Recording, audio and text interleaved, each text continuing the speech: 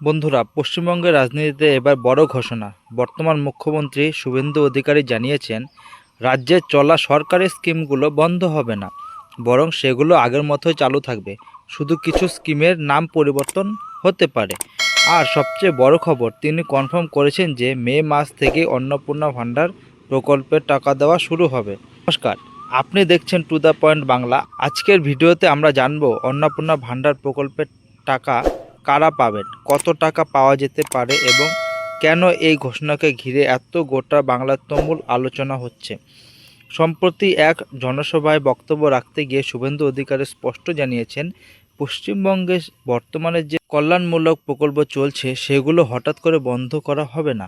অর্থাৎ সাধারণ মানুষের সুবিধা আগের মতোই চলবে, তবে কিছু প্রকল্পের নাম পরিবর্তন হতে পারে বলে ইঙ্গিত দিয়েছেন তিনি। এই ঘোষণার পর থেকে মানুষের মধ্যে স্বস্তির পরিবেশ তৈরি হয়েছে, কারণ লক্ষ লক্ষ পরিবার আজ বিভিন্ন সরকারি স্কিমের সুবিধার উপর নির্ভরশীল।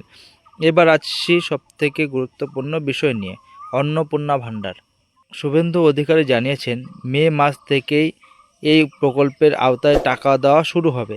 খবর অনুযায়ী এই প্রকল্পে মূলত মহিলাদের আর্থিক সহায়তার জন্য আনা হচ্ছে, যাতে পরিবারের দৈনন্দিন খরচে কিছুটা সাহায্য পাওয়া যেতে পারে।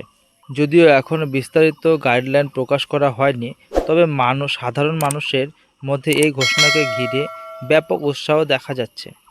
রাজনৈতিক মহলে এই ঘোষণাকে কেন্দ্র করে শুরু হয়েছে তুমুল বিতর্ক।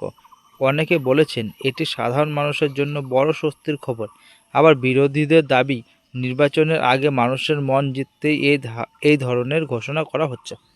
তবে সাধারণ মানুষের একটাই কথা, যে সরকারই আসুক, যদি মানুষের সুবিধা চালু থাকে তাহলে সেটাই সবচেয়ে গুরুত্বপূর্ণ।